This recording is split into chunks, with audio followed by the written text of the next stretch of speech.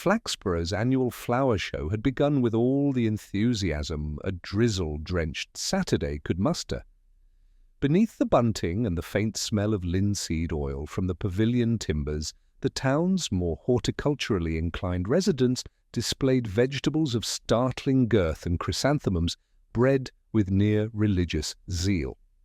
At the centre of it all, under a flapping Union Jack, stood Mayor Harold Cuttle, stout, ruddy, and beaming with civic pride.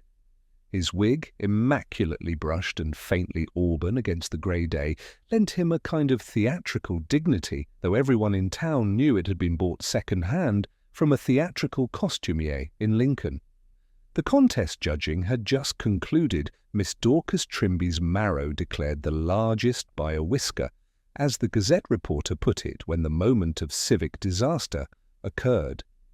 A sudden gust swept through the tent, dislodging bunting, raffle tickets, and, most notably, the mayor's hairpiece. It sailed with tragic majesty into a display of dahlias, where it clung like some startled woodland creature. There was a collective gasp, followed by laughter too quickly suppressed to be kind. By evening the incident had grown legs and a few extra details for good measure. At the foaming tankard it was said that the wig had been deliberately tampered with. At the Women's Institute, rumour held that Councillor Thurley, long embittered by the mayor's reluctance to fund the new public lavatories, had replaced it with one soaked in linseed. And by the time the gossip reached the hairdressers, someone claimed the mayor's own wife had been seen exiting the tent with an expression of grim amusement. Monday morning at the police station began as most did. Sergeant Love's kettle boiled with funereal slowness, and the constables argued over the moral implications of selling raffle tickets after the prize had already been won. Inspector Purbright entered, wiping rain from his hat brim, and regarded the day's paperwork with faint distaste. "Morning, sir," Love announced, his tone suggesting mild dread. "We've had a complaint from the mayor." Purbright hung his hat and looked at the sergeant as one might at a child declaring a monster under the bed. "Not about the weather, I trust." "About his wig, sir." There was a pause. "Ah," Purbright said, "the airborne incident." "It seems," Love continued, "the mayor believes someone interfered with it before the show. He says the elastic was cut halfway through. He calls it malicious humiliation of an elected official." "I want an inquiry." Purbright settled into his chair, the springs sighing in sympathy. "Did he specify whether this is a crime or merely an affront to his dignity?" "Both, apparently." The inspector considered. "And who does he believe might be capable of such a precise surgical strike?" Love consulted his notes with theatrical seriousness. "He's mentioned Councillor Thurley, Miss Trimby, though she insists she was at her marrow, and one Cyril Mint, the caretaker at the town hall, who once said wigs gave him the creeps." Purbright sighed. "Well, we mustn't allow the machinery of justice to idle. Begin with the mayor himself. Ask him to produce the object in question. We can't investigate the mislaying of a wig without inspecting the evidence." When the mayor arrived, puffed and perspiring, he carried the offending article in a paper bag, sealed with an almost ceremonial quantity of tape. "It's the principal, Inspector," he declared. "The office of mayor must not be subjected to ridicule." "Indeed," said Purbright, taking the bag as though it contained plutonium. "Might I ask whether the wig was, before its flight, in satisfactory condition?"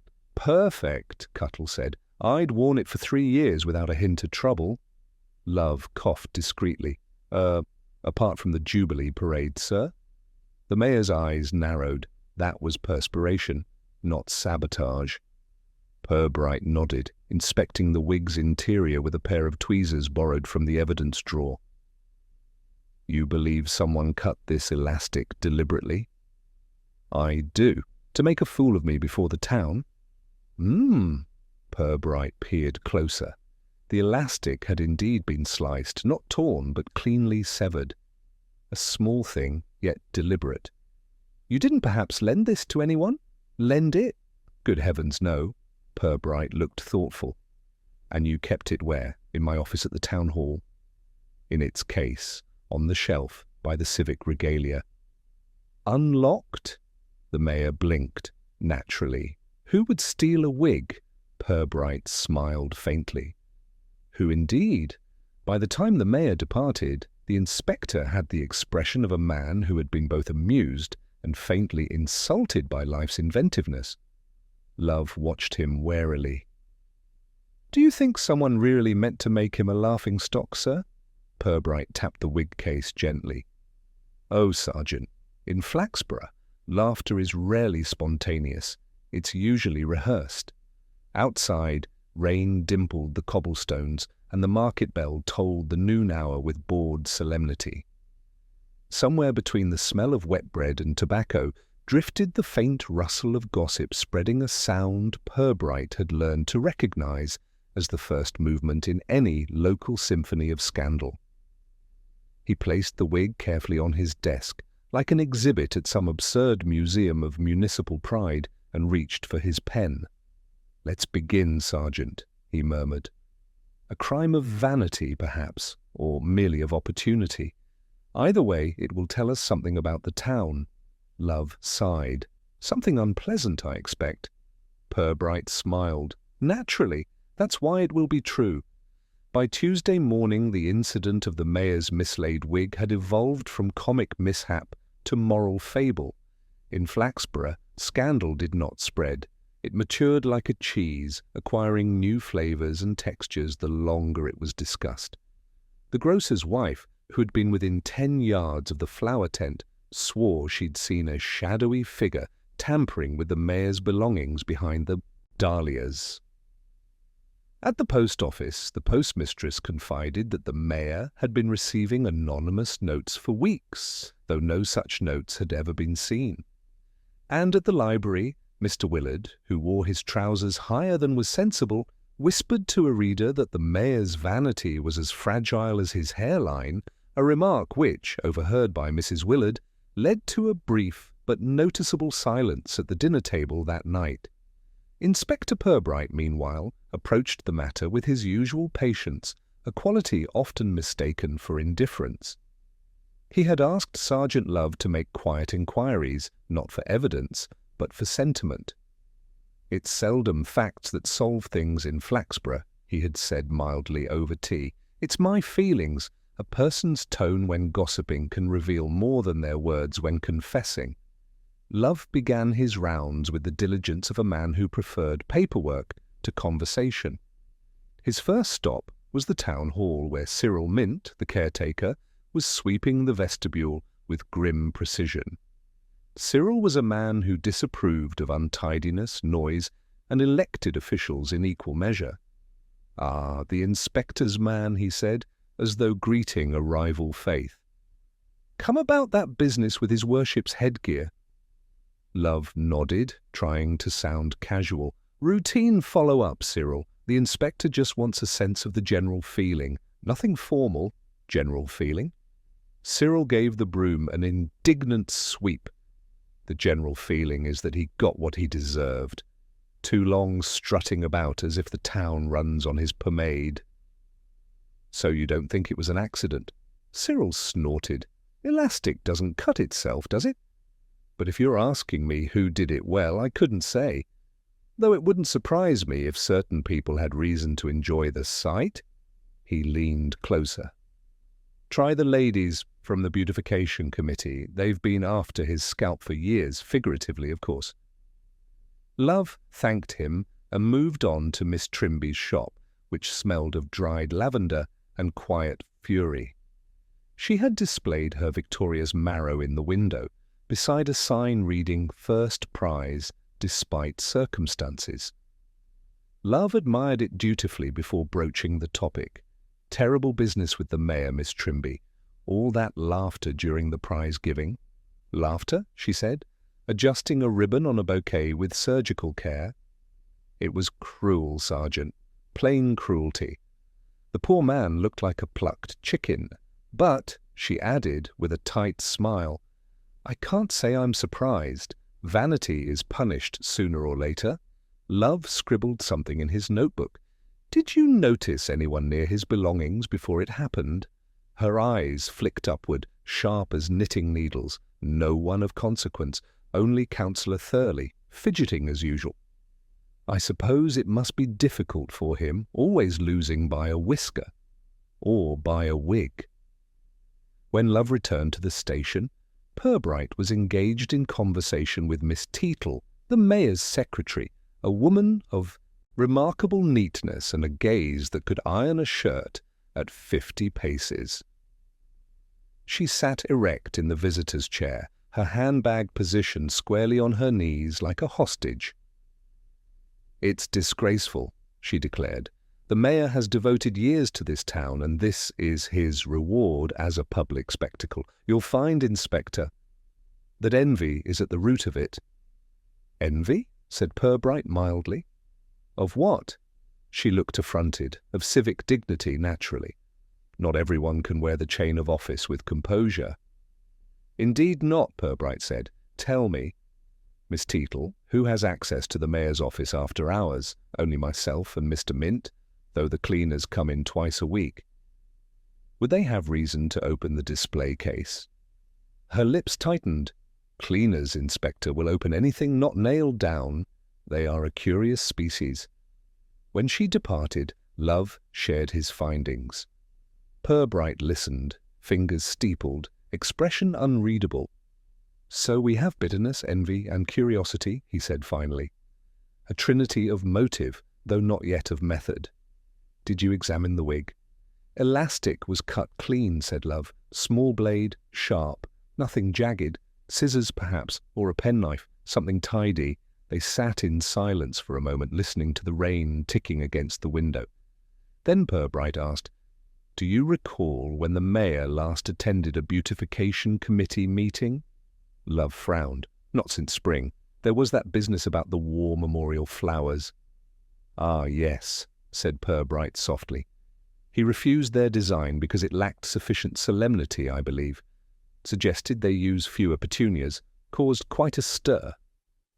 Purbright nodded. Civic art and civic pride often quarrel. One wonders whether wounded aesthetic sensibilities might extend to sabotage. That afternoon, Purbright took a slow walk through the marketplace. The town's rhythms were soothing in their predictability. The butcher's whistle, the hiss of bread ovens, the gossip exchanged like currency. Everywhere, snippets of the wig affair drifted through the air, each carrying a new embellishment. Some swore the mayor had fainted, others that the wig, upon landing, had been mistaken for a small mammal and chased by a child. Purbright listened without comment, as though gathering pollen from idle tongues. Outside the town hall, he met Councillor Thurley, a man whose expression seemed carved from sour fruit. "Inspector," he said, with an air of reluctant civility, "I suppose you're wasting taxpayers' money on this nonsense." "Investigating civic property damage, Councillor. The elastic appears to have been deliberately cut." Thurley sniffed. "Good. Perhaps he'll wear his real head next time he makes a speech. Might do wonders for transparency in government." Purbright regarded him steadily. "You weren't near the tent when it happened?" "I was presenting the gardening awards. Standing 2 feet away as it happens. If I'd known what was about to occur, I might have arranged a hat collection. Did you notice anyone handling his things?" Thurley hesitated, then gave a dismissive shrug. "Only Miss Teetle, fussing about the mayor's robe beforehand. She's more protective of his dignity than he is." When the councillor had gone, Purbright stood for a moment, gazing up at the damp bunting still fluttering in the square. He had seen it all before, how a minor embarrassment, once ignited by pride, could burn hotter than any true crime. Yet something in the mayor's fear was his insistence that it was deliberate. Vanity, when injured, sometimes remembered more than it should. Back at the station, Love was typing up statements when Purbright said, almost to himself, "A person who cuts elastic does not intend theft. They intend to collapse." Love looked up. "Collapse, sir?" "The symbolic kind, Sergeant. One doesn't wish to take the wig only to see it fall." Love frowned thoughtfully. "You mean it's personal?" "In Flaxborough," Purbright murmured, "everything is personal. Even the weather reports." He opened the mayor's file again, studying the names that had already begun to accumulate like petals around the stem of a single ridiculous flower. Each name carried a hint of motive, a flavor of grievance, and in that bouquet, Purbright suspected, lay the root of the thing. By Wednesday morning, the affair had reached that delicate stage where the laughter had faded, leaving only a faint residue of curiosity and indignation. The townspeople, having told and retold the story to exhaustion, now waited for someone else, preferably the police, to provide a more respectable conclusion.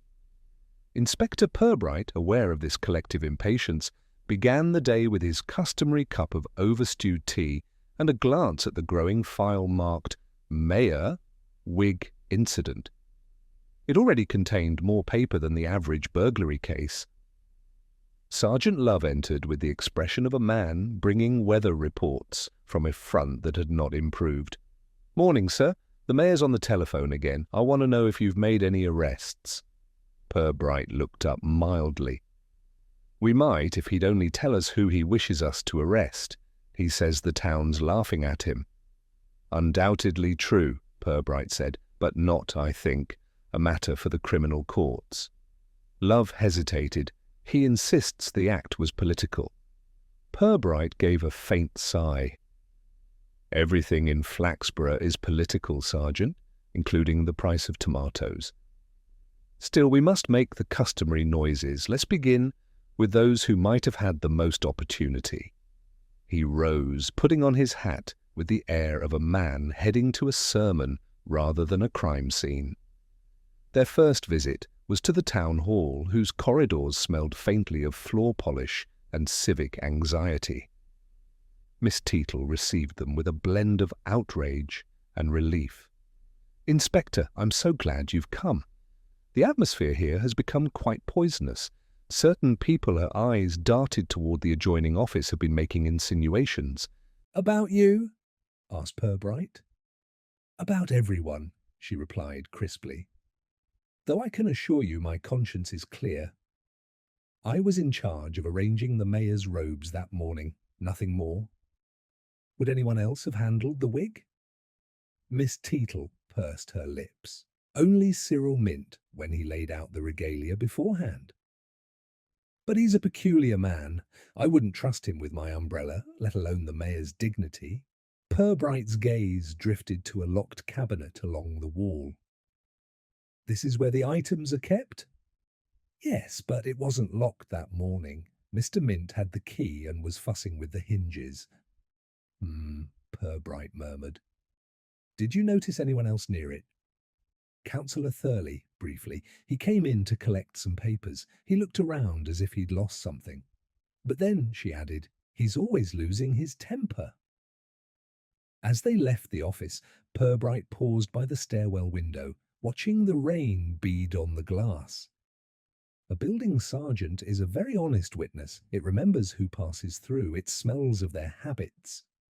Love gave him a side glance. "And what does this one smell of, sir?" "Fear," said Purbright softly.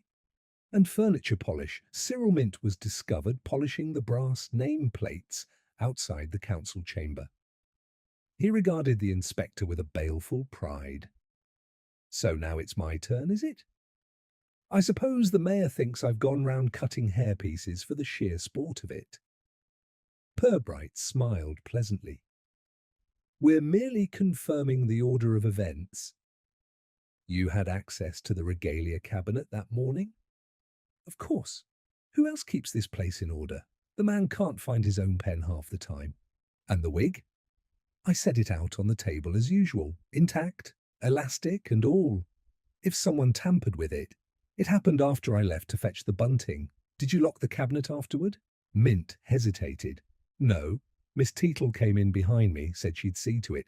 I'd no reason to doubt her. Or to suspect her. The caretaker chuckled darkly. Miss Teetle couldn't hurt a fly, Inspector, but she could make a man wish he'd never been born. Purbright thanked him and turned toward the main hall, where the scent of chrysanthemums still lingered faintly. He stopped to study the small table used for the regalia. The surface was scuffed, the polish worn where the chain of office had rested. He ran a finger along the edge, then examined it thoughtfully. Do you see, Sergeant? The varnish here is scratched by metal, not wood. Someone placed scissors or a knife edge against it. Love bent close. Cut the elastic right there. Perhaps. Or merely tested it. The mayor's wig might have been handled more than once that morning. They moved next to Councillor Thurley's office, where the man himself sat surrounded by papers and the unmistakable smell of pipe tobacco. He greeted them with a thin smile. Still chasing hairstyles, Inspector? Only the truth, Councillor. Good luck finding that in this building. Purbright took a chair. You were in the regalia room before the ceremony. For a minute, yes, I'd mislaid my speech notes. And you saw the wig? Thurley gave a short laugh. Hard to miss. It was sitting there like a sleeping squirrel. I didn't touch it, if that's what you're implying. Purbright regarded him mildly. Did you see anyone else? Miss Teetle, fussing about as if she were dressing a monarch, and Mint, muttering about people touching his mops. I tell you, Inspector, that building's full of small tyrants. Yet you stayed for some time? Only long enough to find my papers. Then I went to the tent. If you ask me, the mayor should be grateful it wasn't worse. A wig is easier to replace than a reputation. When they departed, Love whispered, He's got the temperament for it, sir. Yes, Purbright said, but not the patience. Sabotage of this sort requires precision and humour. That afternoon brought them to Mrs. Cuttle, the mayor's wife, whose home radiated the tidy gloom of wealth too long married to civic duty. She received them in the sitting room, where a portrait of her husband, resplendent in chain and wig, dominated the mantelpiece. Harold is beside himself, she said, pouring tea with a hand that trembled only slightly. He says people are laughing. I told him they always were. Only now he can hear it. Has the mayor had any quarrels of late? Asked Purbright gently. With everyone, she said, with a trace of bitterness. The council, the women's committee, the vicar over the placement of the new hymn boards. Oh, Harold thrives on contention. It makes him feel indispensable. Do you believe someone might wish to humiliate him publicly? She paused, her spoon lingering over the sugar bowl. Yes, she said finally. But I doubt they meant it to cause real harm. The thing about Flaxborough, Inspector, is that we enjoy our jokes best when they sting just a little. When they left, Love ventured, do you think she's covering for someone? I think, Purbright said, she's remembering a time when the town's laughter was not quite so sharp. Evening fell early, the street lamps glimmering through a persistent drizzle. Purbright returned to the station, hung his hat, and studied the evidence bag once more. The wig looked harmless now, pathetic even, its elastic dangling like a wounded limb. Yet it had provoked something raw beneath the town's calm surface. Love glanced up from his typewriter. Does anything stand out, sir? Purbright nodded slowly. Only that everyone who touched this thing insists it was intact when they left it.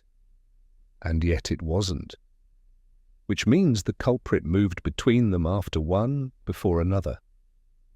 The truth, Sergeant, is often found in the space between people's recollections. He turned toward the window where the reflection of the lamp trembled in the glass. Tomorrow we shall test those recollections. Someone's story will falter. Vanity and pride make very poor alibis. Love looked doubtful. And what if it's All just mischief, sir? Some prank gone too far? Purbright's smile was faint but certain. Then we shall find the mischief maker. But I suspect, he said, glancing at the limp wig, that the laughter began long before the wind ever blew. By Thursday morning, the affair had ceased to be merely a matter of civic embarrassment and had begun to look suspiciously like a police matter, at least according to the mayor. He had telephoned once again, his voice trembling with outrage and self-pity in equal measure. "Inspector, I must insist upon progress. The Gazette is running cartoons. Cartoons, Purbright. I am being lampooned in my own town." Purbright listened with quiet sympathy, the receiver held slightly away from his ear. "I assure you, Mr. Mayor, we are proceeding with all due seriousness." "I should hope so," Cuttle thundered. "I've been informed that Councillor Thurley was seen near the regalia cabinet before the ceremony. I demand he be questioned thoroughly." Purbright promised that Thurley would indeed receive due attention and hung up, allowing himself a small sigh. "Well, Sergeant," he murmured, "we have our first officially sanctioned suspect." Love looked up from his typewriter. "He did seem rather pleased with himself when we spoke, sir. Too smug, perhaps?" "Smugness," Purbright said, "is seldom proof of guilt. It's merely the residue of an unpunished habit." Nevertheless, the inspector paid Thurley another visit that afternoon, this time in the councillor's garden, where he was trimming roses with more energy than affection. The man's expression suggested that the thorns had personally insulted him. "Ah, Inspector," Thurley greeted, not looking up. "Still chasing imaginary criminals, I see." "Not imaginary, I hope," said Purbright mildly. "The mayor is convinced you may have had both motive and opportunity." Thurley gave a laugh so sharp it startled a sparrow from the hedge. "The mayor suspects me? That's rich. He's been suspecting me for 10 years of ambition mostly. I assure you I have better uses for my scissors than trimming wigs. Yet you were in the regalia room the morning of the show," Purbright reminded him. "I told you I was collecting papers. If the mayor's hairpiece was lying about, it was none of my concern." "Still," said Purbright, "a man of your wit might find amusement in a well-timed gust of wind." Thurley set down his shears with deliberate care. "Inspector, let's be plain. The mayor and I detest each other, but I wouldn't humiliate him in public. Private humiliation, perhaps, but never in front of Miss Trimby's marrows. I do have standards." Purbright smiled faintly. "Indeed. And where were you immediately before the incident?" "In the tent, watching that ridiculous ceremony." "Ask anyone." Purbright nodded. "Oh, I shall. And in the meantime, I advise you to avoid discussing wigs in public houses. It seems the town has a sensitive ear." When they had gone, Love ventured, "He's either innocent or very confident." "Confidence," Purbright said, "is often the armour of the foolish. Let's see who else might have been armed with opportunity." The next call took them to the home of Miss Dorcas Trimby, who greeted them wearing a gardening apron that appeared to have survived several world wars. Her marrow trophy sat proudly on the mantelpiece beside a vase of drooping roses. "Still about that nonsense?" she said briskly. "I told you, Inspector, the whole affair was an unfortunate accident.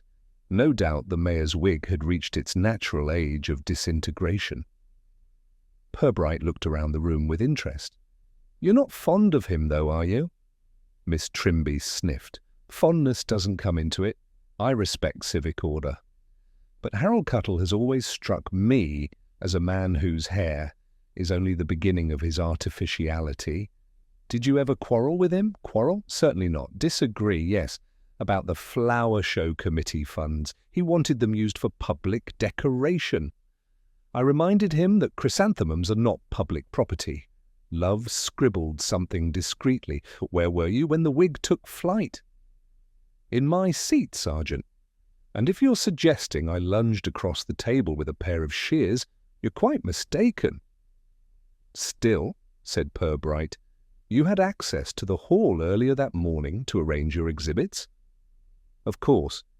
So did everyone. Even Mrs. Cuttle wandered in, complaining about the damp. Purbright inclined his head. Ah, Mrs. Cuttle. Do you know her well? Well enough to pity her, Miss Trimby said tartly. Married life with Harold must be like living beside a brass band that never stops tuning. As they left, Love muttered, "She's got a sharp tongue." Yes, Purbright agreed, and probably a sharper pair of scissors. The day's interviews yielded more gossip than evidence.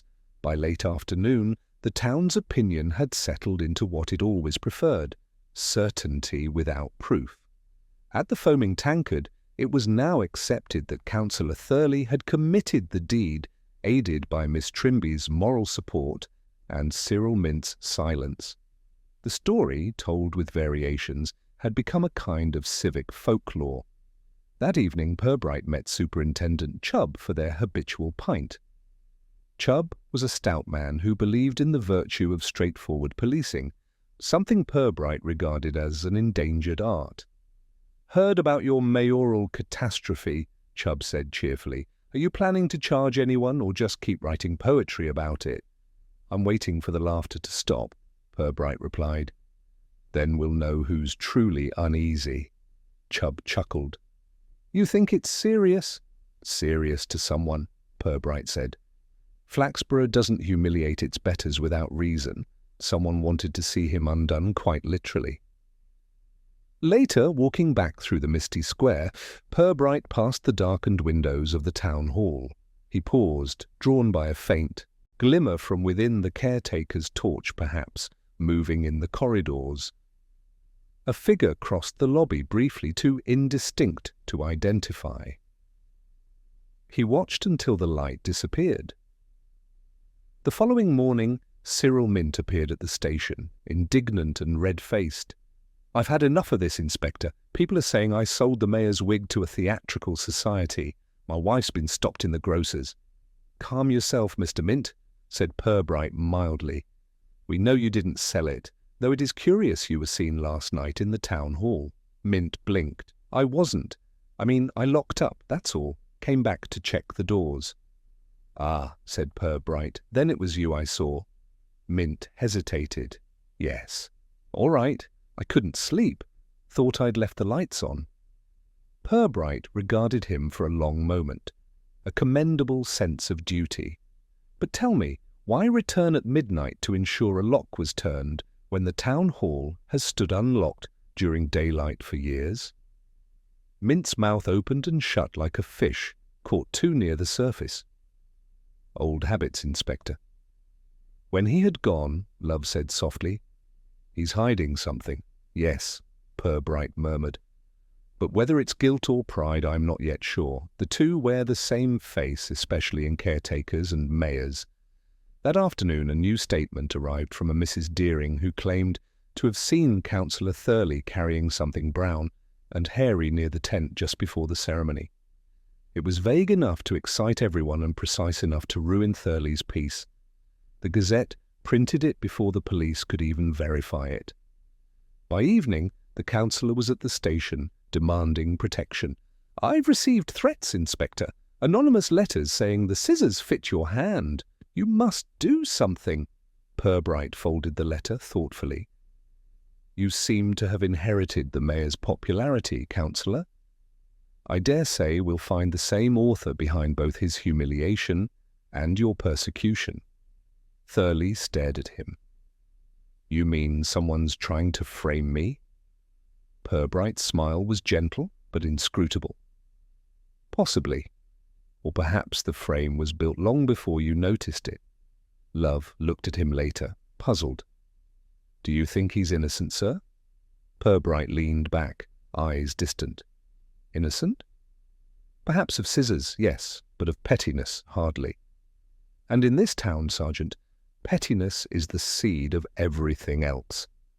He reached for the evidence file once more. "We'll see. Before the day is out, someone will try too hard to look blameless. That, I suspect, will be our first true clue."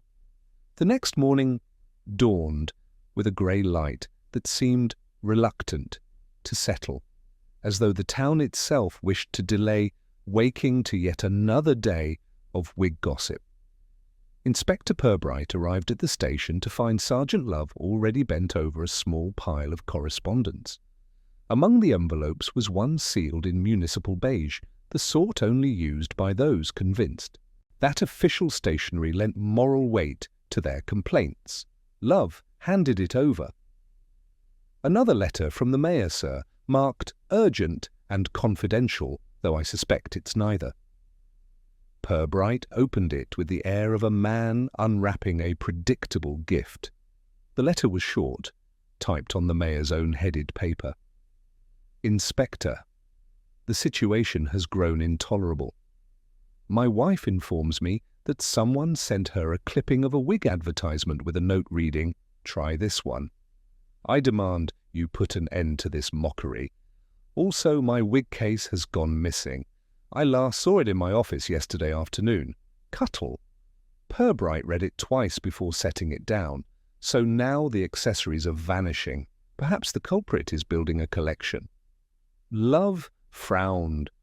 "Or someone's trying to keep the memory alive." Purbright nodded slowly. "Quiet. A prank that insists on continuing begins to reveal its author." He rose, taking his hat from the peg. "Come, Sergeant, let's confirm whether the case truly disappeared or merely wandered, as objects in this town are wont to do."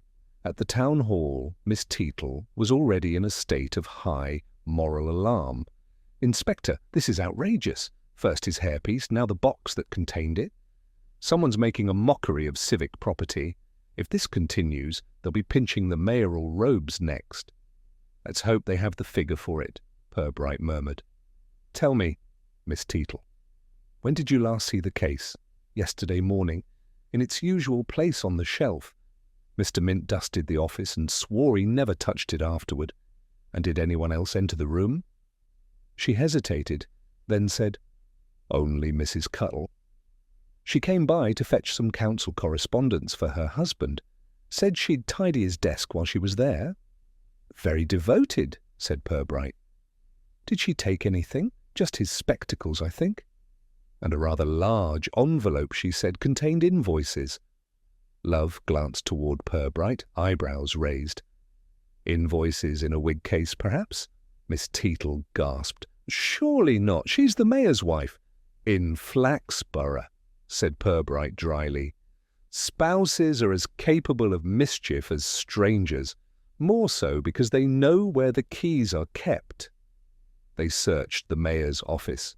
The absence of the wig case was as complete as the presence of dust.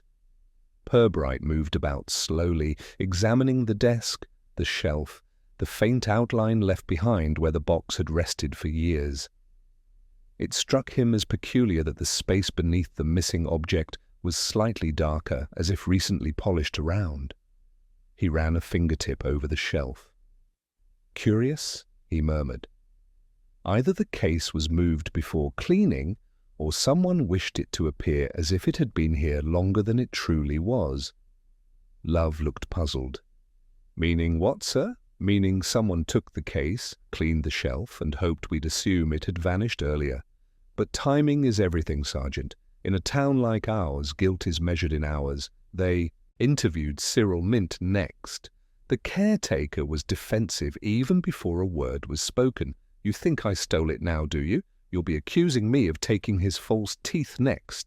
Purbright regarded him mildly. "I wouldn't dream of it.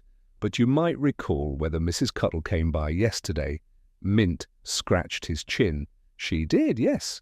Around lunch she said she wanted to air out the office. She was humming, I remember that, something from the wireless. Then she asked if I could fetch polish for the frame over his desk. By the time I came back, she'd gone. And the case?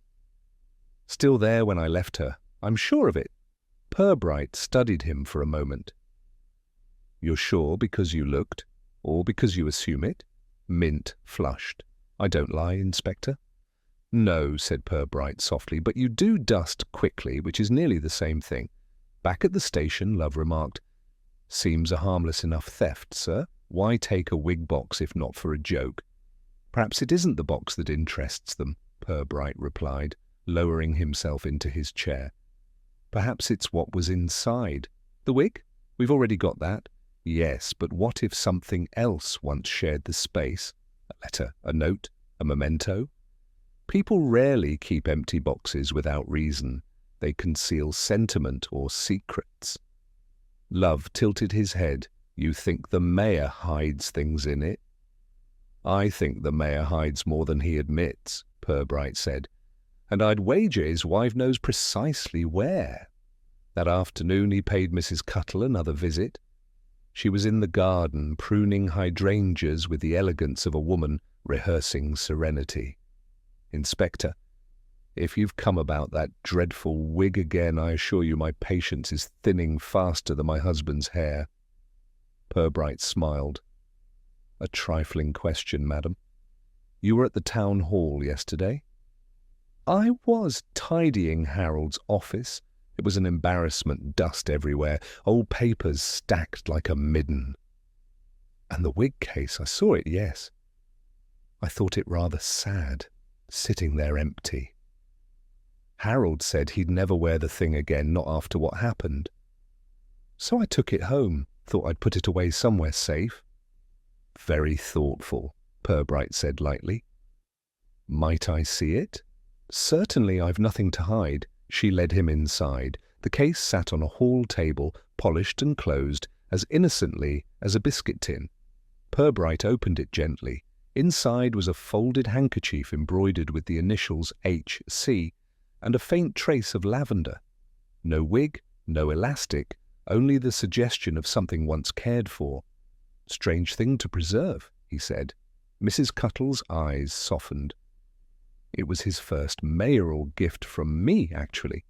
The box, not the wig. He was so proud that day, I suppose I couldn't bear to see it lying about. Purbright studied her for a long moment. You're fond of him, despite appearances? She gave a small, sad smile. Fondness is the word polite people use for resignation, Inspector. He closed the lid. One last question. Did you notice whether the lining was torn? Her eyes flickered briefly. No. Should it be? Purbright shook his head. Merely routine. When he returned to the station, Love was waiting with news. Sir, the Gazette editor just rang. Someone slipped an anonymous note under their door.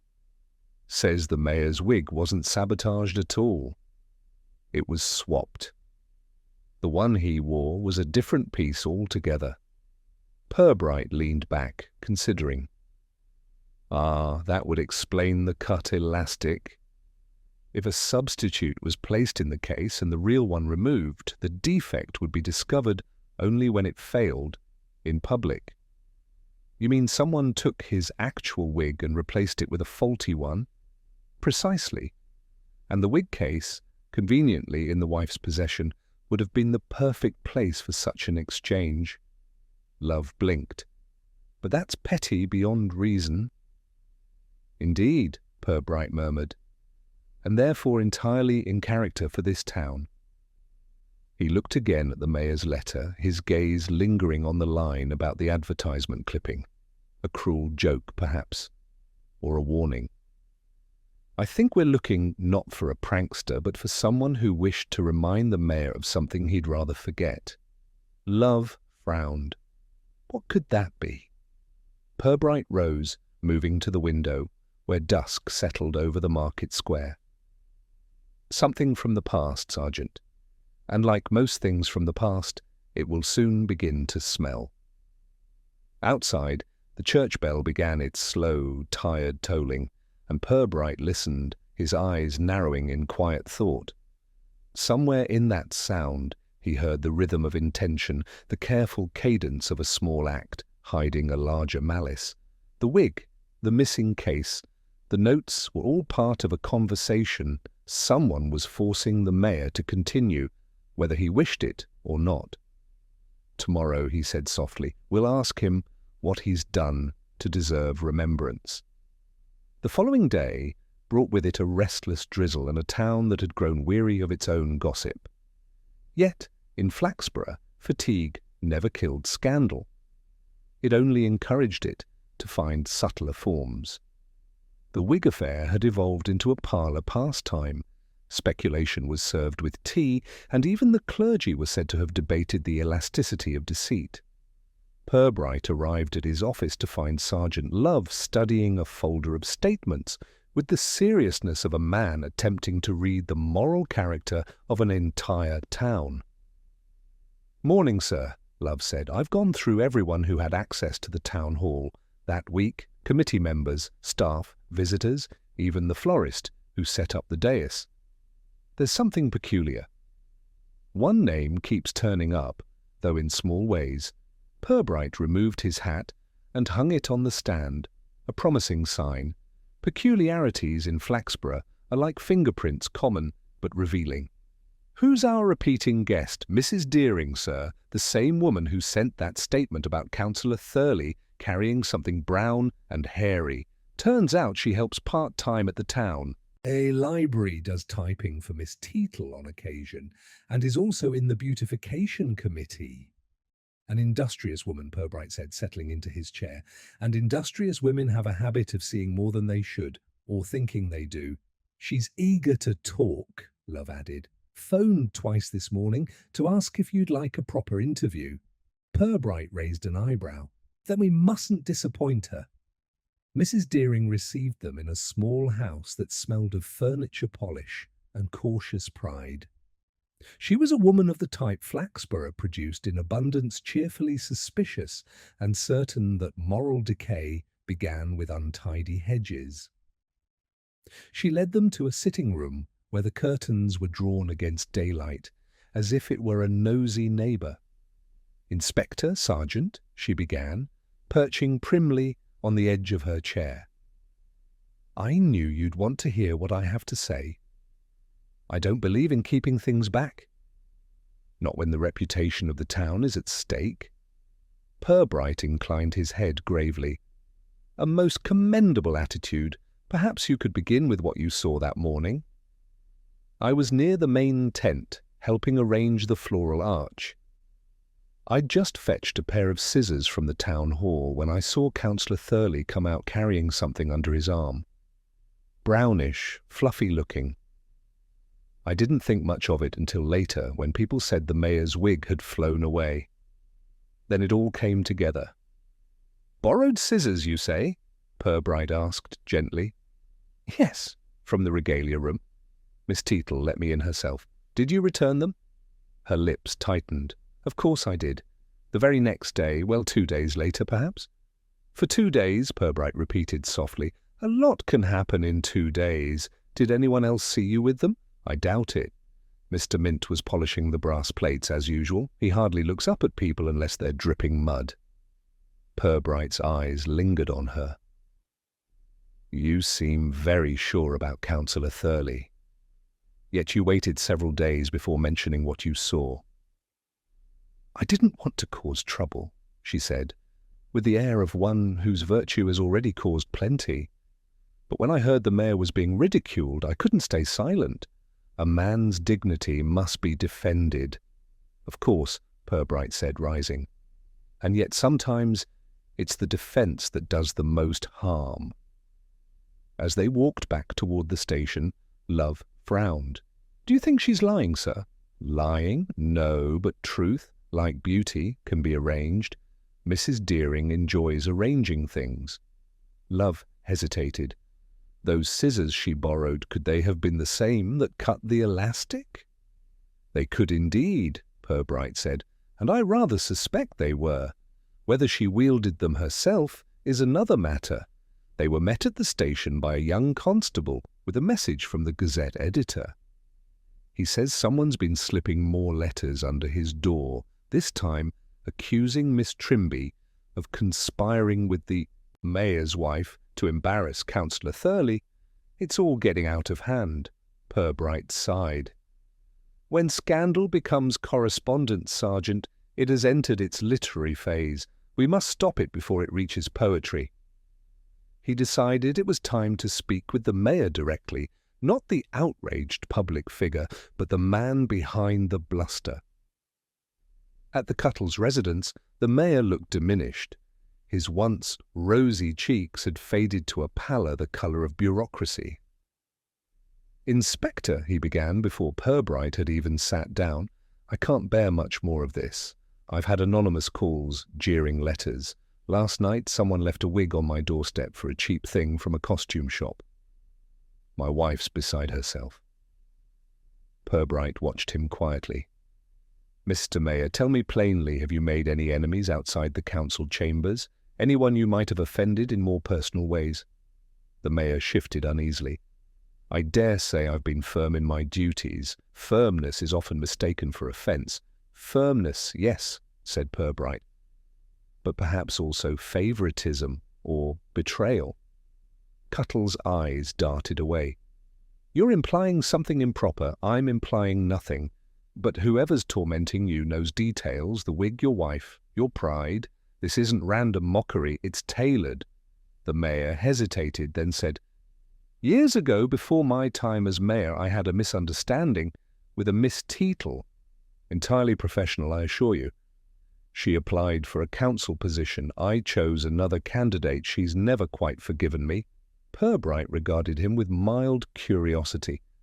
"And yet she's remained your secretary all these years?" "She's efficient," he said stiffly, "and loyalty is not always pleasant." When Purbright left the house, the drizzle had turned to a fine mist, soft enough to seem deliberate. "A misunderstanding with Miss Teetle?" he mused aloud. "That explains her devotion and her venom." Back at the station, Love reported that Mrs. Deering had been seen that afternoon visiting the Gazette office, carrying a brown envelope. "She's feeding them stories, sir. Anonymous letters, I'd bet anything." "Indeed," Purbright said. "It's time we look not at who laughs the loudest, but who ensures the laughter continues. Mischief thrives on repetition." That evening, Purbright took a slow walk through the market square. Lamps glowed dully through the fog. A cat skittered between the cobblestones. From the direction of the town hall came faint music, playing wireless, playing somewhere in the caretaker's quarters. He followed the sound and found the door ajar. Cyril Mint was inside, half asleep in a chair, the wireless murmuring dance tunes. On the table beside him lay a pair of metal scissors, their handles bright from recent polish. Purbright lifted them gently. "These yours, Mr. Mint?" Mint stirred. "Aye. It belonged to my late wife. Best pair I've got." "Do you lend them often?" "Never, except once, maybe Mrs. Deering. Borrowed them last week. Said she needed to cut some ribbons." Purbright examined the blades in the lamplight. The edges were clean, but near the hinge a faint trace of glue shimmered, as if something elastic had once been stuck there. "Ribbons indeed," he murmured. The caretaker blinked up at him. "What's that?" "Just admiring craftsmanship," Purbright said, setting them down. "Good steel, old-fashioned. Cuts truth from fiction with ease." He left Mint puzzled and stepped out into the fog, the night thick with unsaid things. Somewhere beyond the churchyard, a clock struck 8. Purbright paused, his thoughts circling back to Mrs. Deering, the borrowed scissors, the rumours, the selective witness account. Yet even she, he sensed, was not the origin of this small storm. She was a hand passing along someone else's amusement, a mouthpiece for grievance disguised as moral duty. "Sergeant," he said the next morning, "I believe it's time to widen our inquiry. Not merely who cut the elastic, but who wound it tight in the first place." Love looked uncertain. "You mean, who started the gossip?" "Precisely. A tidy act of sabotage can be forgiven, but laughter, once set loose, obeys only its creator."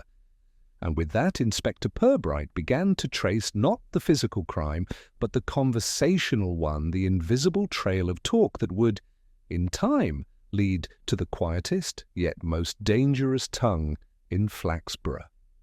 The following Monday began with a brittle calm, the kind that rarely lasted in Flaxborough.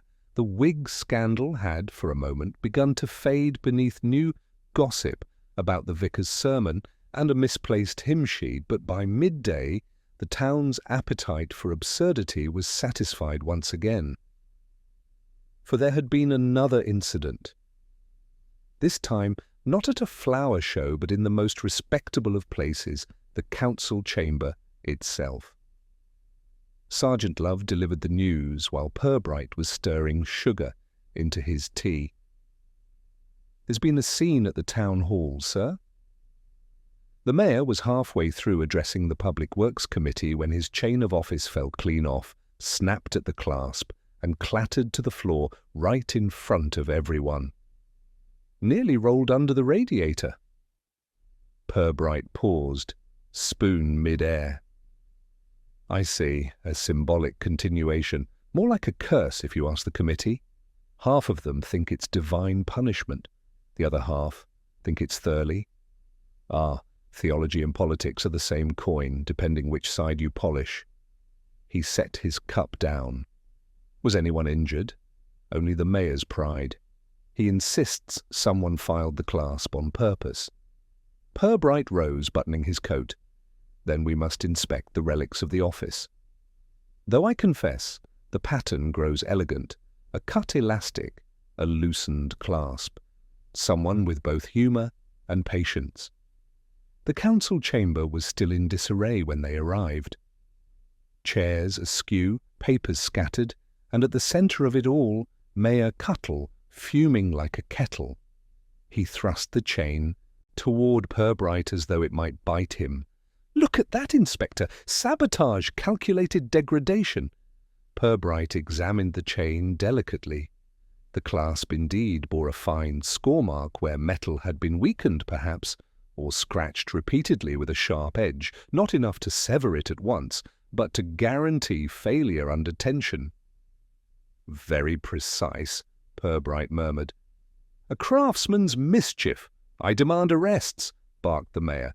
"Whoever's doing this means to destroy me. First my wig, now my chain. What's next, my trousers?" "Let's hope not," said Purbright mildly. "May I ask when the chain was last handled by someone other than yourself?" "Yesterday afternoon. Miss Teetle was polishing it for the meeting. She always does."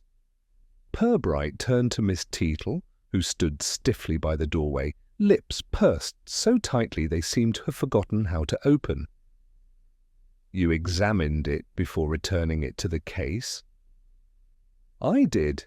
It was perfectly sound then. I hung it on its hook and locked the cabinet.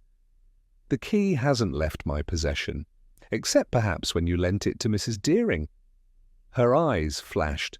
"That woman? Certainly not. She's been sniffing around for months, pretending to help with minutes and gossiping instead. I wouldn't trust her with a paperclip. The mayor, meanwhile, was growing redder by the minute. It's an organised campaign, Inspector. Someone's after my seat. Or perhaps," Purbright said gently, "your dignity." The two are often confused. Outside, rain began to patter against the leaded windows. Purbright turned the chain over once more, then placed it carefully on the table. "Sergeant, fetch the caretaker. I'd like to see who's been polishing brass in this building and with what implements." Cyril Mint appeared, summoned from the depths of his custodial duties. He examined the chain with the detachment of a man accustomed to other people's crises. "Looks like someone's been at it with a nail file," he said. "Do you own one?" asked Purbright. Mint looked offended. "Do I look like a man who files his nails?" "Not recently," Purbright admitted. "Still, you were here last night?" "I was, tidying after the council adjourned. But that chain was already in its box then, I swear. Who else was present?" "Only Miss Teetle, locking up. She always lingers to rearrange his papers. And that Mrs. A. Daring woman popped in again, said she'd left her notebook." Purbright exchanged a glance with Love. "Mrs. Deering again." When they found her later at the library, Mrs. Deering greeted them with her usual air of civic righteousness. "I'm glad you've come, Inspector. I heard about the chain. Dreadful business. Between us, I always said his worship wore his honours too tightly."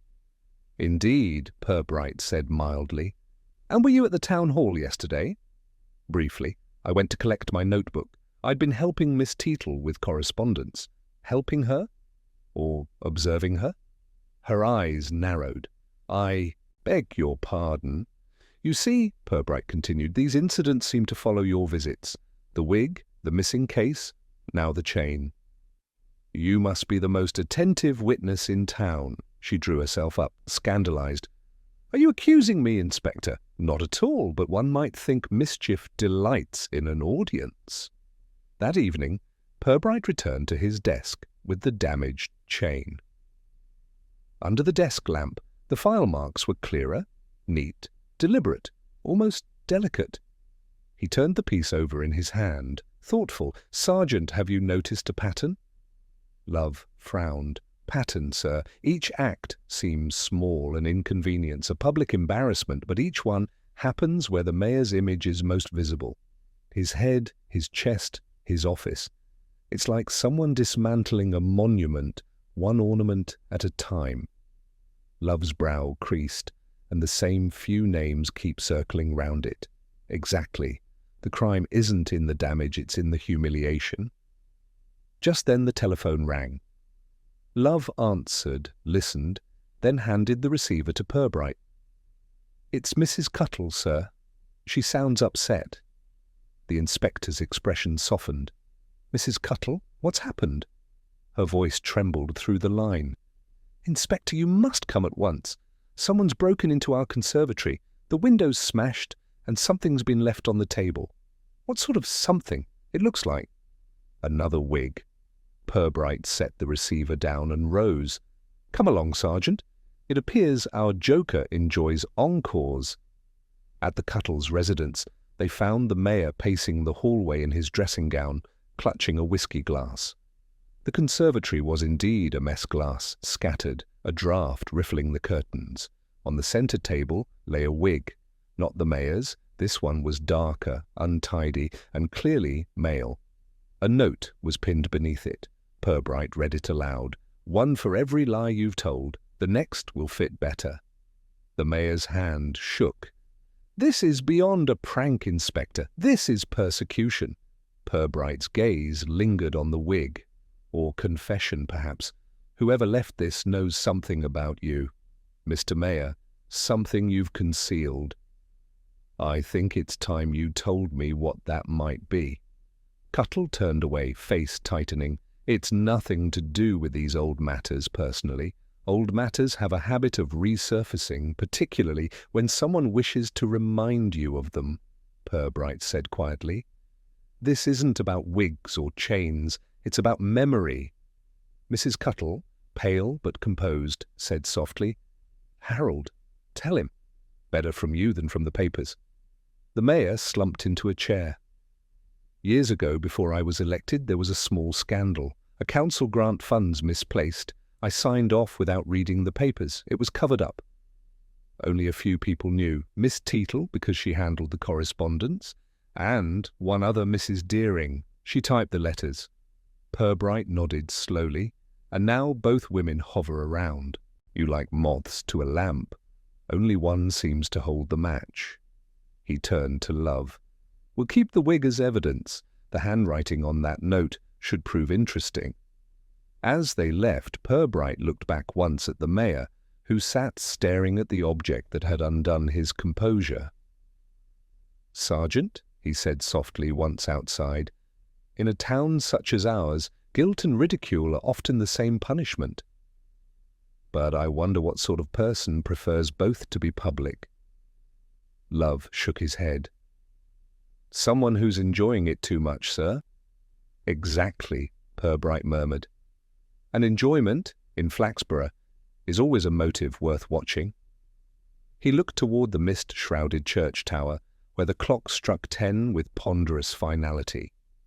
Somewhere within that sound, he thought, the laughter had changed its note from amusement to warning, and the next act, he suspected, would not be so harmless. Inspector Purbright had never much cared for nights that refused to end. The morning that followed such hours was never a true beginning, only an untidy continuation. By the time he reached his desk, The events of the previous night were already filtered through that thin layer of disbelief that Flaxborough placed over every outrage. A broken window, another wig, a note, these were things better whispered about than solved. Sergeant Love entered carrying a tray of tea, his hair damp from drizzle. "Morning, sir. You'll want to see this." He placed a brown envelope on the desk. It had been typed neatly and bore no return address. Purbright slit it open. Inside was a single sheet, bearing the same precise typeface as the earlier note. "He'll never learn to take off what doesn't belong to him." Purbright read it twice, then laid it flat. The phrasing is growing more personal.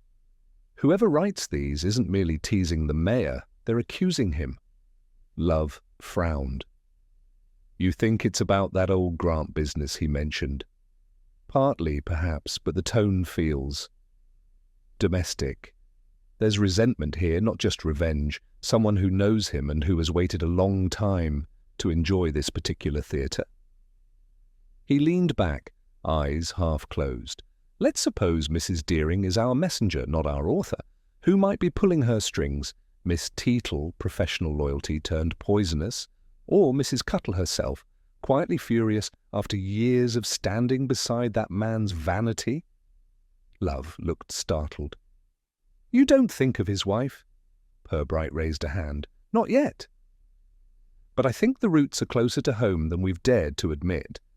They went again to the town hall, where Miss Teetle was sorting through correspondence with the precision of a surgeon sterilizing instruments. Her expression when they entered was one of restrained martyrdom.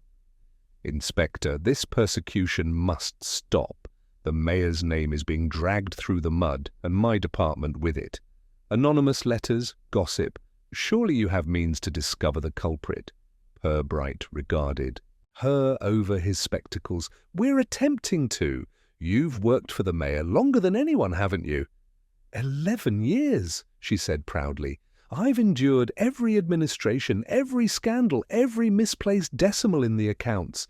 If not for me, this council would have collapsed years ago. Indeed. And yet you stay. Loyalty such as that must come from affection or resentment. Which is it, Miss Teetle?" Her lips thinned. "A sense of duty, Inspector, that's all." He let the silence stretch until it grew uncomfortable. "The mayor mentioned a misunderstanding between you many years ago. A post he denied you." Her jaw tightened. "That was ancient history. I proved my worth elsewhere." Purbright's tone was mild. "And have continued to prove it ever since, I gather, by keeping his reputation orderly. Even now, perhaps." Miss Teetle's eyes flickered, not with guilt, but with something colder, contempt. "If you think I spend my evenings sneaking wigs about the town, you overestimate my leisure and underestimate my intelligence." Purbright smiled faintly. "I do neither, but I'm beginning to think you underestimate the mayor's enemies.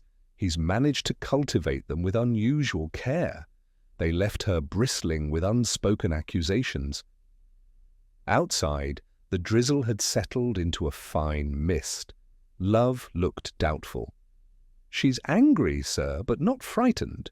Whoever's doing this has a sense of pleasure about it. You can feel it in the notes." "Yes," Purbright said, "and pleasure in revenge rarely comes from the efficient. It comes from neglect." Back at the station, a constable approached with a small parcel. "Delivered by messenger, sir. Addressed to the mayor, but sent care of us." Purbright opened it cautiously. Inside was a small hand mirror with a crack down its centre, and on its glass, written in lipstick, were the words, "Look at yourself." Love started their escalating. "Not yet," Purbright murmured, studying the mirror. "This is still theatre. The audience is the town itself. Our playwright wants applause before the curtain falls." That afternoon he paid another visit to the Cuttles' residence. The mayor was absent off inspecting the waterworks, but Mrs. Cuttle received him with her habitual composure, though her eyes betrayed a sleepless night. "I take it you've seen the morning's Gazette?" she said, motioning him inside. They've published another anonymous letter. This one accuses my husband of falsifying his campaign accounts. The editor claims he couldn't suppress it. Public interest, he says.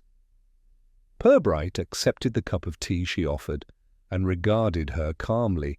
Mrs. Cuttle, are you aware of anyone who might have access to your husband's private papers? Everyone in this town, Inspector, she said wearily. Harold hides nothing properly. He believes drawers are locks and people are honest. He studied her face. And you? Do you still believe in him? She gave a small, dry laugh. I stopped believing long ago. But disbelief doesn't make one vindictive, Inspector. I've learned to let the man embarrass himself without assistance. Even now, when his humiliation might destroy what little dignity remains. Her eyes hardened. Dignity is what Harold calls the absence of consequences. I doubt he's earned it. Purbright nodded slowly. And yet you still defend him quietly, perhaps unwillingly. She looked away. Habit, I suppose. In this town, people would rather gossip about a marriage than mourn one. He set down his cup. If I were to tell you that someone is forcing the mayor to confront an old deceit, you wouldn't be surprised, would you? No, she said, softly, only curious why it took them so long. When Purbright returned to the station, the first drops of evening rain had begun to tap the windows like cautious fingers. He stood by the glass, hands clasped behind him. You know, Sergeant, he said, people assume wickedness comes suddenly like a thunderclap, but it doesn't. It gathers, slowly layer upon layer of irritation, wounded pride, and small, unforgotten slights.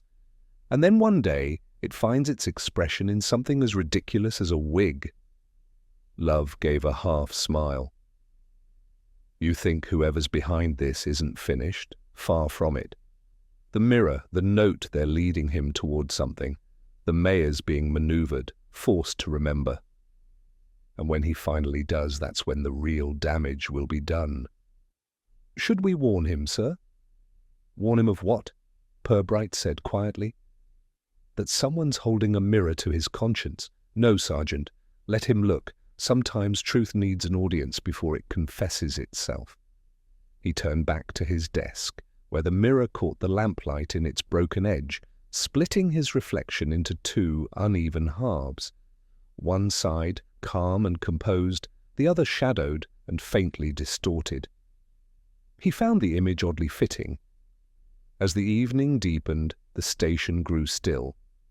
Somewhere in the distance, a train passed through, its whistle faint against the rain. Purbright's thoughts circled, not around the mayor, but the town itself. This small, watchful place that thrived on embarrassment. He wondered, not for the first time, whether the true culprit wasn't a single person at all, but the collective appetite of Flaxborough for humiliation dressed as entertainment. Yet even that thought, he knew, was too philosophical for police work. Crimes, however symbolic, still needed human hands to perform them. He picked up the typewritten note again, tracing the indentation of its letters. The rhythm of the spacing is too precise for an old machine, too deliberate for haste. Whoever had written it had typed with care, not anger. And care, Purbright reflected, was the one thing resentment always disguises poorly. Tomorrow, he said aloud, though the room was empty, we started tracing typewriters. He extinguished the lamp, the cracked mirror glimmering faintly in the dark, and for the briefest moment he imagined he could hear laughter, soft, triumphant, and waiting just beyond the rain. Inspector Purbright arrived early the next morning, the station still quiet except for the shuffle of paperwork and the rattle of the kettle in the background. The previous evening's reflections had left him with a plan, though not one he would yet call a theory.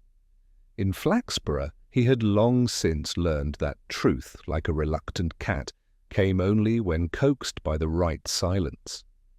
He sat at his desk, rereading the anonymous letters. The pattern of type, the precise, deliberate spacing, had a peculiar uniformity, each full stop and comma exactly aligned. He had seen such fastidiousness before. Sergeant Love entered, clutching a list of typewriter serial numbers from local offices. "Morning, sir. I've checked with the post office, the library, and the Gazette.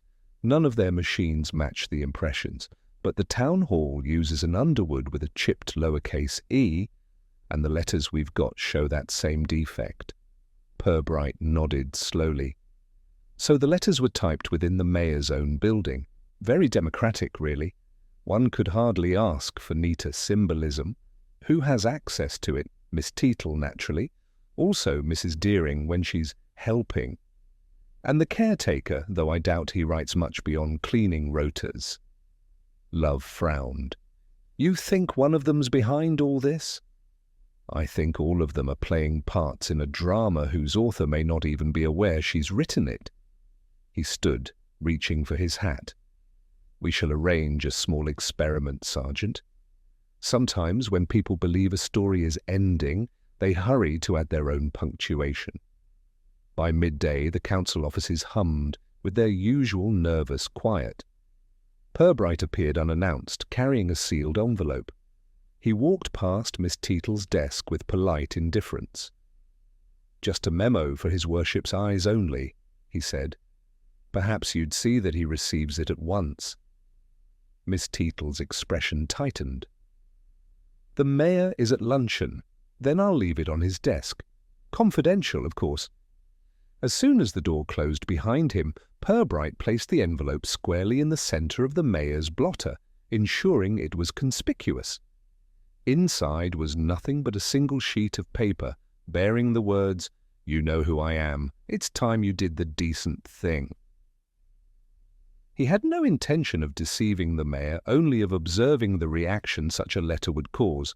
Once word of it inevitably escaped the room. He and Love waited across the street in the station canteen, sipping lukewarm tea.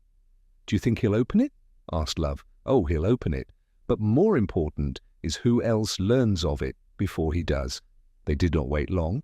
An hour later, Constable Rouse reported that Miss Teetle had left the town hall suddenly, her handbag clutched to her chest, and had been seen entering the library.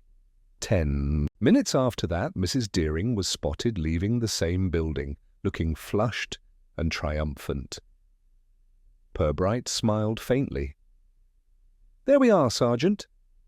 The town's telegraph system in action. When he returned to the mayor's office that afternoon, Miss Teetle had regained her composure, but not her colour. "Inspector, this interference is intolerable. Someone's spreading the most vile insinuations, now even delivering letters to the mayor's private desk." "Indeed," Purbright said mildly. "How curious. And yet the mayor tells me he found nothing unusual on his return. You wouldn't happen to know how the letter vanished, would you?" Her mouth opened and shut before settling into a thin line. "I destroy anything I consider improper, Inspector. I won't have a scandal polluting civic administration."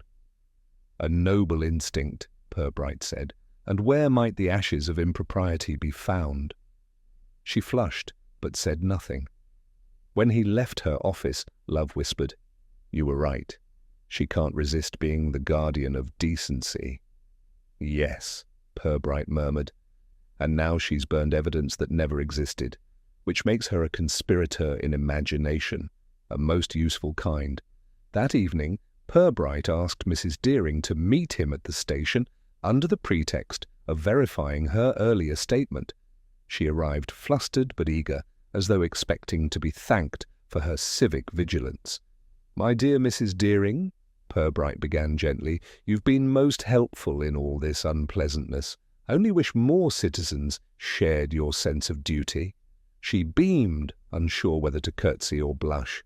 "I do what I can, Inspector. One must keep standards." "Quite so. But I've been wondering, when you type for Miss Teetle, do you use the mayor's machine or your own?" "Oh, the mayor's, always. She insists. I wouldn't dream of using mine for council business." understandable. Though you've grown rather accustomed to its touch, I expect the particular spacing of the keys, the feel of the return lever." Mrs. Deering smiled modestly. "I suppose I have. Yes, I can type nearly without looking now." "Splendid," said Purbright. "Then perhaps you might help us with a small matter. We've received another anonymous letter. If I show it to you, perhaps you'll recognize the paper or the alignment." He handed her a copy of one of the earlier notes, the one with the phrase, "The next will fit better." She took it eagerly, eyes scanning the text, and then, without hesitation, said, "Why, yes, that's from the mayor's stationery. I used a few sheets myself last week. Miss Teetle asked me to type some committee notices." "Indeed," Purbright said softly. "And did she dictate them?" Mrs. Deering hesitated. "No, actually. She said the mayor had written the wording, but she didn't want to disturb him." "I just followed her draft." Purbright leaned back. How conscientious of her.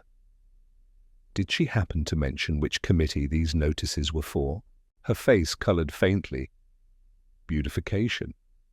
They'd been preparing minutes for the next funding meeting. When she left, chattering about civic improvement, Purbright sat for a long moment in silence. "Sergeant," he said finally. "Miss Teetle's fingers may be clean, but her drafts are another matter. The typewriter was hers to use, but the language it carries, her voice, sharp, moralizing, a shade of biblical justice. She's not just protecting the mayor, she's punishing him." Love blinked. "But why humiliate him if she's so loyal?" Purbright smiled faintly. "Because loyalty curdles when it isn't reciprocated. I think she's been carrying his secrets so long that she's decided he no longer deserves them." That night, Purbright took a solitary walk through the quiet square.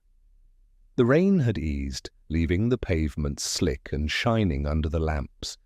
The town hall loomed ahead, its windows dark, but from one on the upper floor a faint light flickered the glow of a desk lamp, perhaps, or a conscience too wakeful to sleep.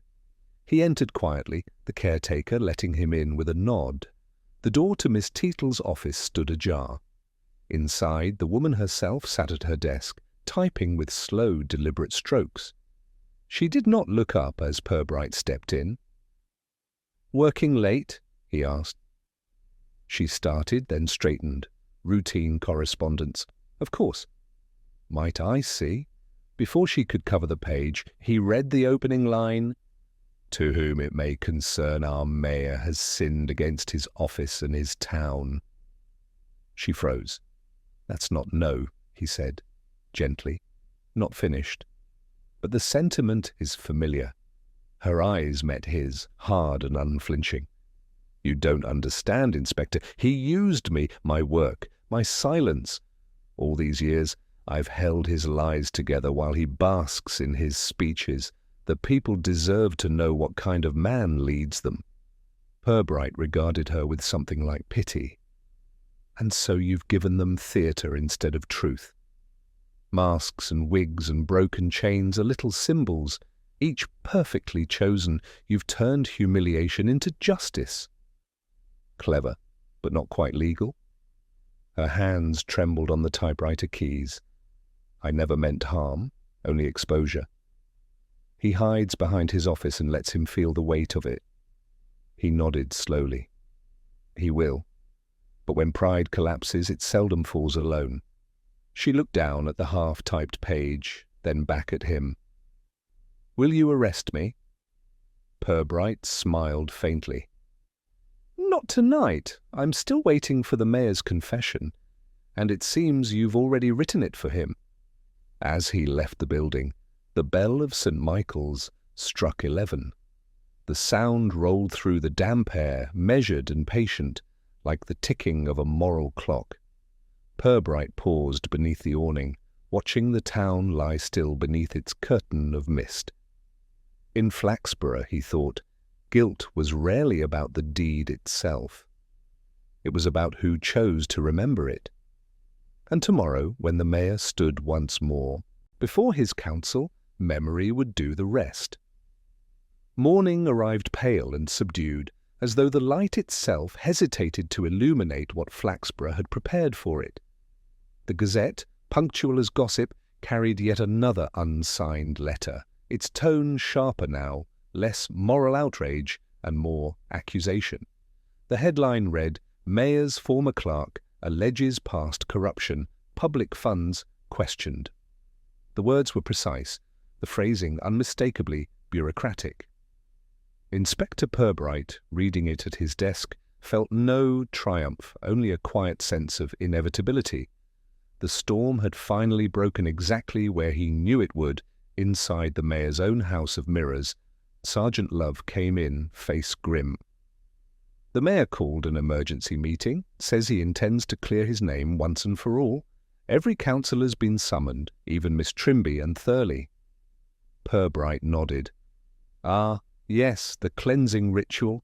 A fine Flaxborough tradition drags one's reputation through the square to prove it's still intact." "You think he'll confess?" "He'll talk," said Purbright. "Whether truth makes an appearance is another matter, but I suspect Miss Teetle will ensure it does, one way or another." The council chamber filled slowly that afternoon. The public gallery, though technically closed, was crowded with faces craning for spectacle. Mrs. Deering occupied a front row seat, eyes bright, her posture that of a woman certain she was about to witness history. Miss Trimby had arrived early, smelling faintly of polish and satisfaction. Councillor Thurley smirked as though already rehearsing his condolences.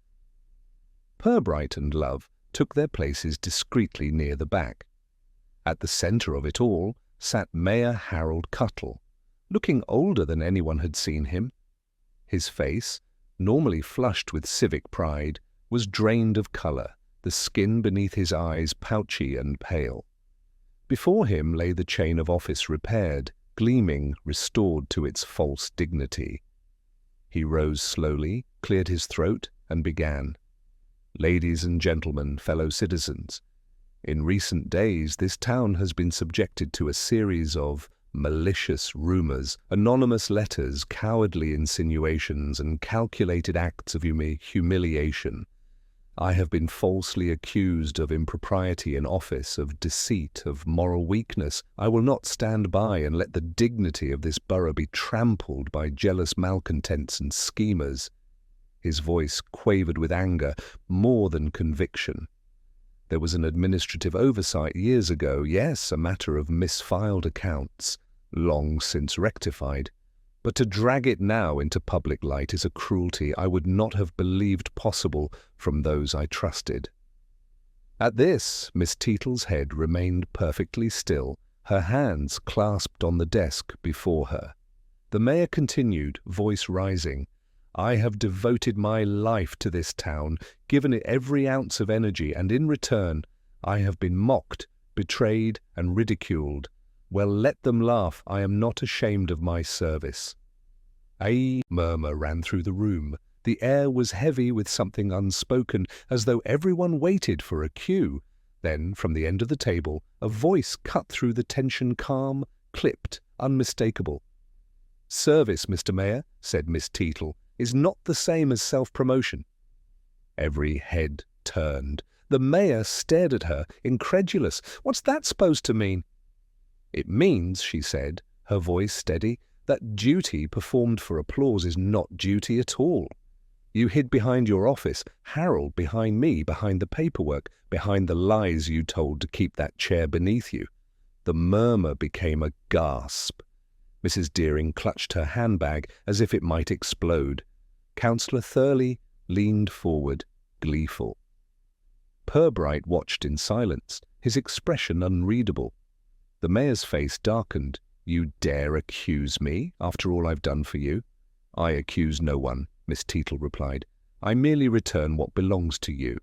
She reached into her briefcase and placed a stack of papers on the table, carbon copies neatly bound, each page marked with the mayor's old signature.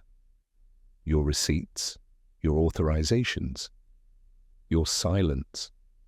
Purbright saw it clearly now at the end of her performance, as careful as its beginning.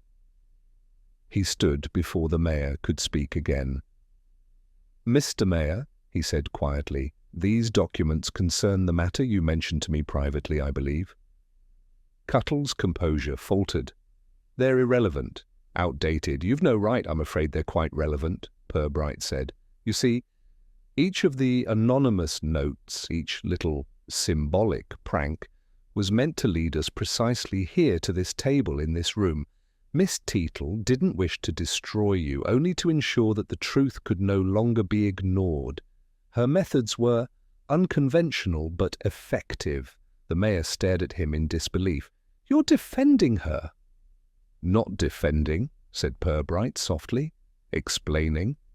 She typed the letters, yes, but they were all derived from your own words, the ones you dictated years ago, covering your misuse of funds. Every phrase of condemnation you've received was simply your own bureaucratic prose reflected back at you." A stunned silence filled the room. Miss Teetle's voice broke it, quiet but firm. "You always said the written word was power, Harold. I've simply returned it to its rightful owner." The mayor sagged, deflating visibly.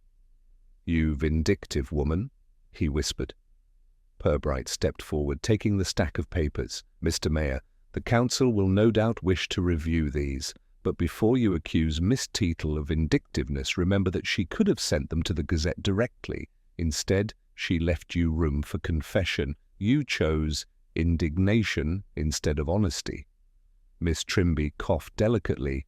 "Well," she said to no one in particular, "that's democracy for you." Mrs. Deering dabbed her eyes, though whether from sympathy or satisfaction, no one could tell. Purbright looked around the table, his voice mild but cutting. "I think that will be all, ladies and gentlemen. Flaxborough has had its entertainment. Perhaps now it can return to business once the laughter dies down." He turned to leave, Love following in his wake. Behind them, the councillors began to murmur again, the sound like the sea retreating after a storm. Outside, the air smelled of wet stone and rain-soaked geraniums.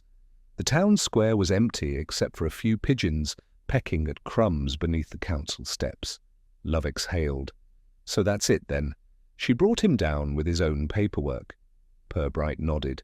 "Poetic justice, I suppose, though poetry is rarely kind. Do you think she meant to ruin him?" "No, she meant to remind him. But humiliation is a poor tutor. Its lessons are too public." They walked in silence for a while, the rain beginning again, soft and persistent. Through the misted shop fronts, Flaxborough looked exactly as it always did, prim, quiet, faintly guilty. Love cleared his throat. "Strange thing, though, sir. After all that fuss, after the wigs and letters and chains, no one's really been punished." Purbright smiled faintly.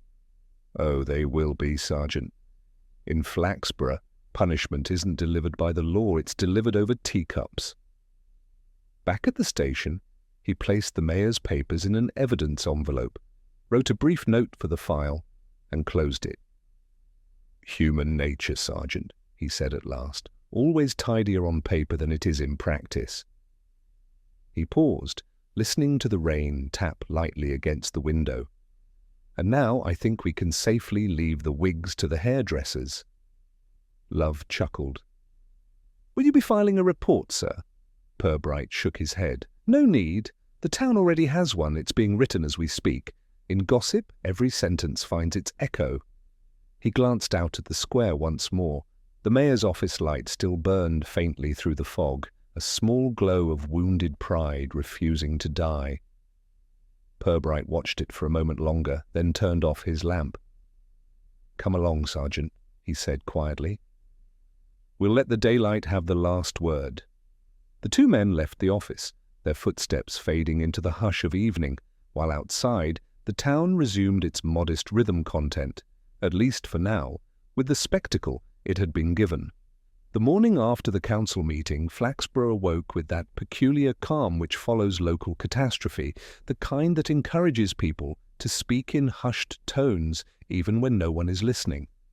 The Gazette office was already busy, its editor gleefully preparing a special reflection on civic integrity. At the bakery, the subject of conversation had shifted from buns to betrayal, and at the post office, Mrs. Deering was being congratulated for her courage under pressure, though her courage had consisted chiefly of being present. The town, Purbright thought, was healing itself in the only way it knew how, by gossiping the wound closed. He stood in the square. Outside the town hall, coat collar turned up against the wind. The council's great doors were locked, though light still glimmered faintly behind the frosted windows of the mayor's office. Love joined him, carrying 2 steaming paper cups of tea. "He's been in there since dawn, sir. Mrs. Cuttle came by earlier with a suitcase. Didn't stay long." Purbright accepted the tea. A symbolic gesture, I expect. The good lady has finally discovered that public shame is best weathered privately. "They say he's resigning," Love murmured. "I imagine the word resigning will appear somewhere between 'with regret' and 'in the town's best interest.'" "Yes," Purbright replied. Flaxborough prefers its executions phrased as courtesies. They waited a few minutes longer before the door opened, and the mayor himself emerged. He carried no papers, no briefcase, only the weight of public opinion upon his shoulders. His face, when he saw Purbright, registered the mild despair of a man whose pride had exhausted itself. "Inspector," he said quietly, "I suppose you've come to gloat."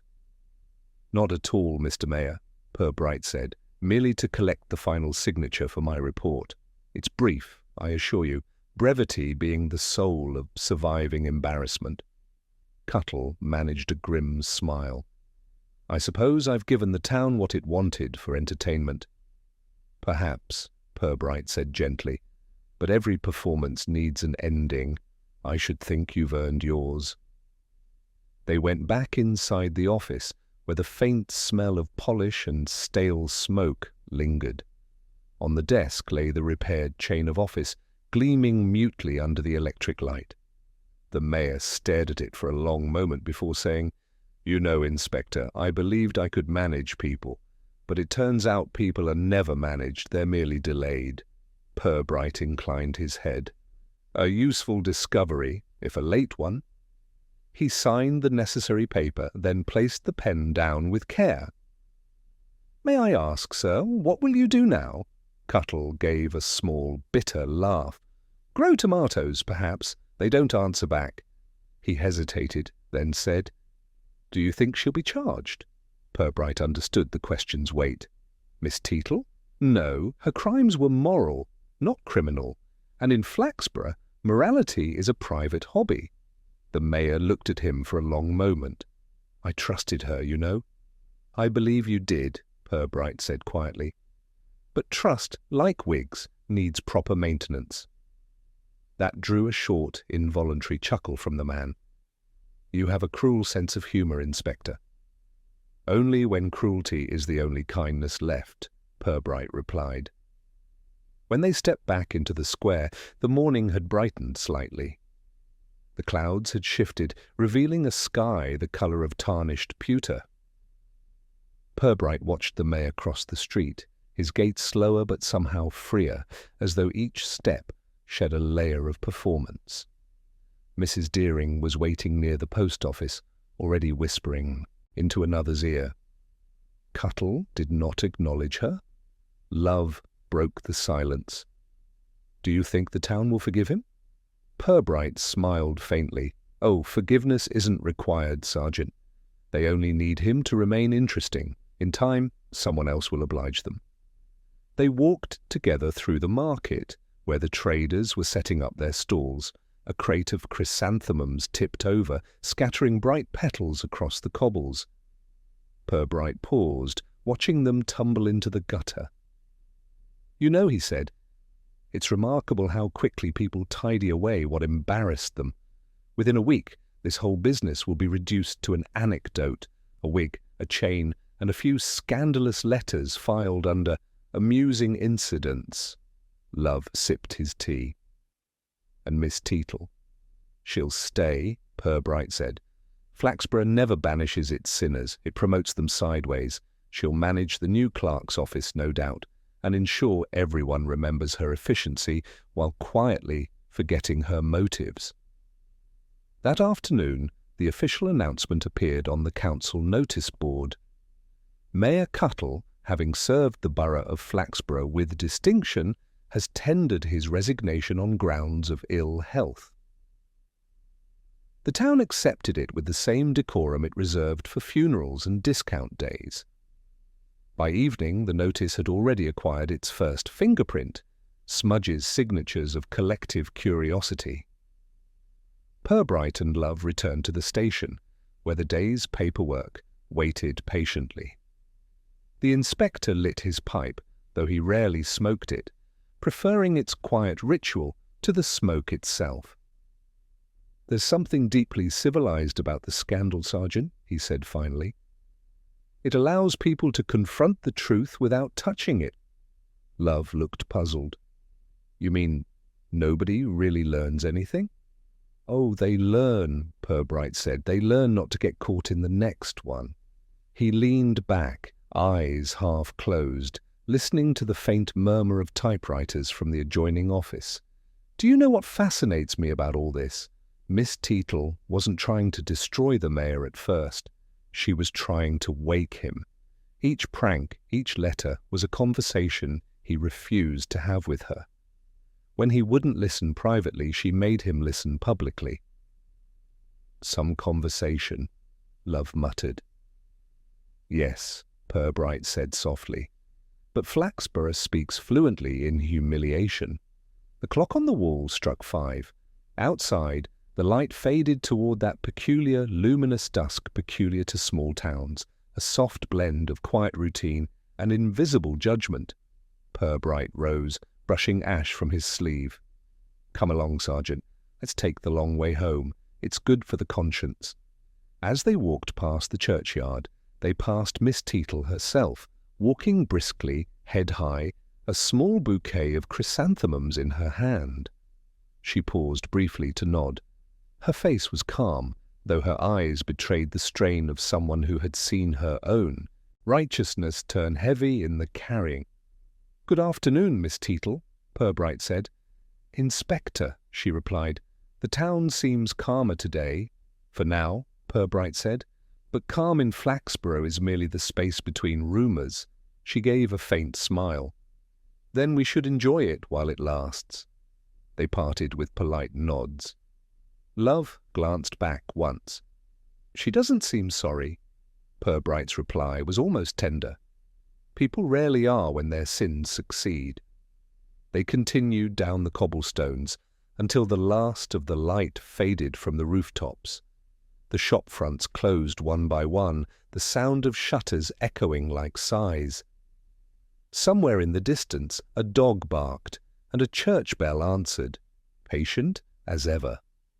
Purbright stopped at the corner, glancing back once more toward the quiet town hall, its windows now dark. "Strange thing about justice, Sergeant," he said softly. "In places like this it never truly arrives, it just changes the subject." He turned, his coat catching the wind as they walked toward the station lamp glowing dimly through the mist. Behind them, the last petals from the spilled chrysanthemums swirled down a drain, vanishing neatly, as though the town itself preferred its untidy truths washed quietly away.